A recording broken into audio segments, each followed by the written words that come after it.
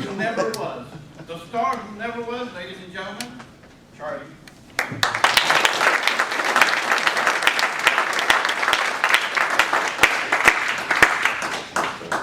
Somewhere on a soccer field, a boy's practicing, hoping to become the next great soccer star like Pele. And somewhere on the basketball court, 3, 2, 1, Jordan. A boy's hoping to become the next Michael Jordan. And somewhere on the baseball diamond, a boy's hoping to become the next great Barry Bonds. Minus the juice and steroids. Who are these people? They're stars. They're legends. They're icons. They are people who have transformed the sporting world as we know it. But today, I want to share with you about a star that you may not know of. I want to share with you the legend of Charlie Cheatham. That's me, guys. Toastmaster, fellow Toastmaster, and most honored guest. I see you whispering to your neighbor now like, psst, if this guy's such a legend, why isn't someone else telling the story? You're probably right. Somebody should be telling my story. But they haven't. So I took the liberty to tell my own story the way I think it should be. And you all are witnesses to my story. So when you leave this place, share with everyone you meet. If you're in a grocery store at the checkout line, tell them my story. If your kids are asleep at night, wake them up, tell them my story. And if you're in a restaurant and a waiter is waiting on the tip, don't give it to them, tell them my story. And that is how my message shall spread throughout this world. Now you're probably wondering what inspired me finally to come public with my story. I'll tell you. I was watching ESPN, which stands for Entertainment Sports Programming Network. And on this particular day, they had a documentary series called 30 for 30, where they take 30 upcoming filmmakers and have them do a documentary story about a sports athlete or era in sports history. It was a lot of great stories that day. For instance, they showed the rapper Tupac Shakur and the heavyweight boxing champion Mike Tyson. They were really friends in real life. Amazing. Another story that they showed, Pablo Escobar. It showed that how his power and his money had an influence on the Colombian national soccer team. Amazing stories. But it was this one particular story that really captured my attention. And that was the story of the star who never was.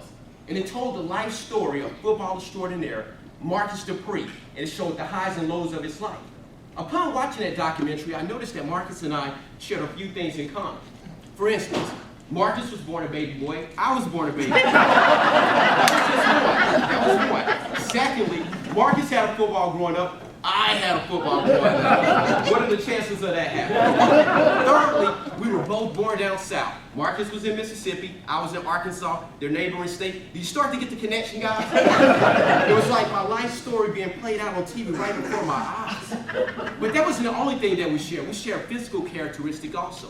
People used to describe us as physical specimens or prototype or genetic freaks. And they used to say, like, one of Marcus's legs was big as a tree trunk. Heck, one of his legs was probably the size of my waist. But that wasn't the only thing. I had names that they described me too. Like someone once said that I had the best hands west of the Mississippi River. Okay, it was my mom, but still. You're laughing, you don't believe me? Enough said. So as you can see, I still have it. But when they were showing the documentary, they were interviewing people on there and they were telling their story. But it was this one guy, and isn't it funny when you're watching these documentaries, how they always have some guy giving an outlandish story where you really have to question whether it's real or not? Like the interview went like this. Sir, can you tell us a little bit about Marcus Dupree? I sure can. I taught him everything that he knows. And I actually seen him beat a cheetah racing. What? Cheetahs live in Mississippi? Sure do. Tell us something else about Marcus? Yeah. Once seen him beat up a bear in his Speedos. What? Guys still wear Speedos? But that's another story for another time. So you're probably wondering, where did this transfer on the football field? I tell you. When I came to high school, I was 5'3", 90 pounds of sheer terror. I was a monster out there. Matter of fact, I was the strongest 90-pound guy in my high school. Come to think of it, I was the only 90-pound guy. But if it was another 90-pound guy, I bet you I would have been stronger than you. So I was the first to accomplish many things on the football field. Like, for instance, I was the first to put my pads on, I was the first to get water, I was the first to have both my arms dislocated, and I was the first to get knocked out on the football field. You see, I led by example out there, and I knew that I was going to transfer and be a star on the field. So when we had our first game, didn't get in the first quarter. That's okay. Second quarter went by, still not in. Third quarter goes by, still not in. So fourth quarter goes, and I said, hey, coach, are you going to put me in your secret weapon? And he said, Charlie, how can I say this, but you're too good. Too good! Too good! Who says these kind of things? But as coach walked away from me and I pondered down the sideline, I kind of thought about it. And maybe he was right. Maybe I am too good. Maybe the assistant coaches and the principal even think that it would be an unfair advantage for me to play against the other team. So let's just say I didn't get a chance to play that night. As a matter of fact, I didn't get a chance to play any of the whole season. But when I looked up in the stands and I seen all the fans cheering, I knew they were cheering for me. So you see, Marcus's story is called The Star Who Never Was. Marcus went on to play football for the Oklahoma Sooners and a few professional football teams. But he never really panned out to the star that they thought he was. I too was the star who never was because I panned out to what people thought. In life too, you may feel that you're the star who never was in life.